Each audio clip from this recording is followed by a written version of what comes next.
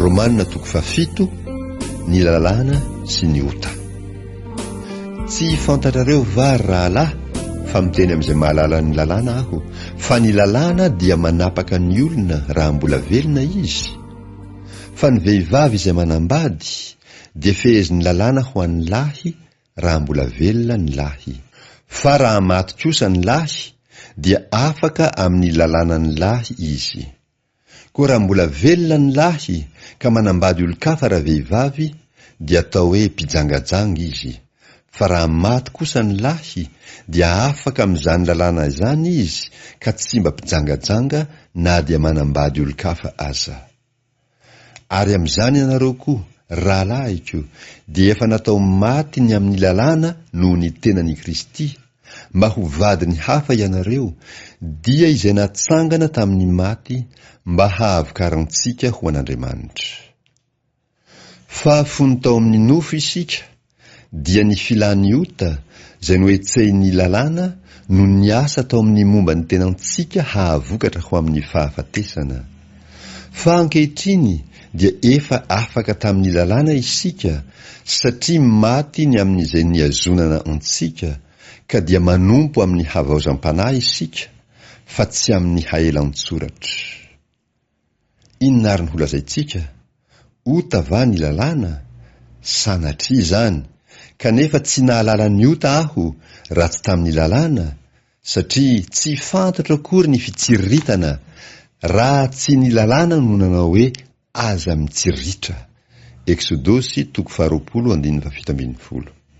Fa io didio dia nentin'ny ota nampietsika ny fitsiritana rehetra tato anatiko. Fa maty ny ota raha tsy misy lalàna. Ary zaho dia velona tsy manan-dalàna fa iny. Fa rehefa tonga kosa ny didy dia velona indray ny ota ka dia maty aho.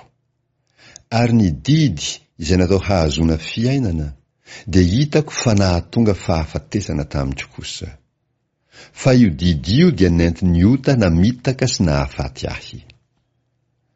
Ka dia masina tokoa ny lalàna, ary masina ny didy, sady marina no tsara. Koa ny tsara va no nahafaty ahy? Sanatria izany, fa ny ota no nahafaty ahy mba hiseho ho ota. Fa ny tsara no nentiny nahafaty ahy mba ho tonga ota indrindra ny ota noho ny nataony lalàna. Fa fantatsika fa araka ny fanahy ny lalàna, fa izaho kosa ny nofo namidy ho andevy ota. Fa izay ataoko dia tsy fantatro, fa tsy izay sitrako no ataoko, fa izay halako no nataoko. Fa raha manao ny tsy sitrako aho dia manaiky fa tsara ny lalàna.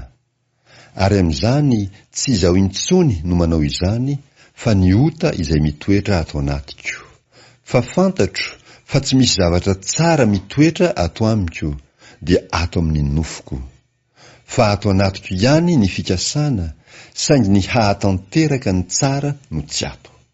Fa tsy ny tsara izay sitrako no ataoko, fa ny ratsy izay tsy sitrako no ataoko.